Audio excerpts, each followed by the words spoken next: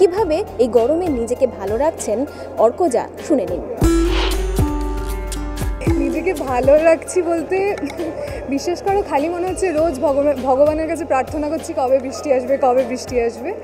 আর ভালো রাখা বলতে প্রচুর প্রচুর জল খাওয়া, এবং আমি মোটামুটি খাওয়া দাওয়া মানে গরমকালে খাওয়া দাওয়া প্রায় ছেড়েই দিয়েছি বলতে পারো, খালি ফলের ওপর আছি।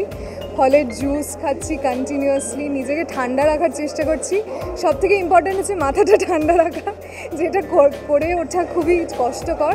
হ্যাঁ, ওই বারবার জল খেতে হবে, নিজেকে হাইড্রেটেড রাখতে হবে, তাহলে দেখবে শরীর মন সব শান্ত থাকবে।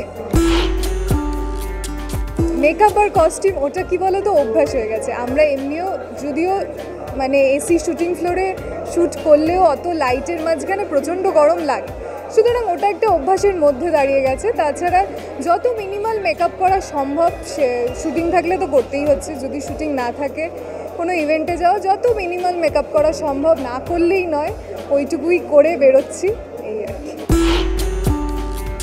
আমি শুধু কনসিলার আর ব্লাশন আর একটু লিপস্টিক। কাজলটা যদি একটু ইম্পর্টেন্ট ইভেন্ট হলো, ধরো আজকে যেমন লাইনার পরেছি আমি, আজকের ইভেন্টটা যেহেতু খুবই ইম্পর্টেন্ট, তাই জন্য ব্যাস এইটুকু।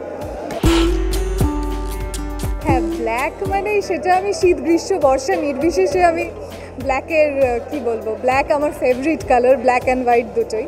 সুতরাং আজকে যেহেতু মনে হলো যে ব্ল্যাক পরি, অনেকদিন পরিনি, গরমের জন্যই হোয়াইটের ওপরেই ছিলাম, এই আর কি। এই গরমে নিজেকে কিভাবে ভালো রাখছেন অর্কজা শুনলেন। এরকম বিভিন্ন আপডেটের জন্য চোখ রাখুন মিউজিক বাংলায়। এনজয় সারাদিন।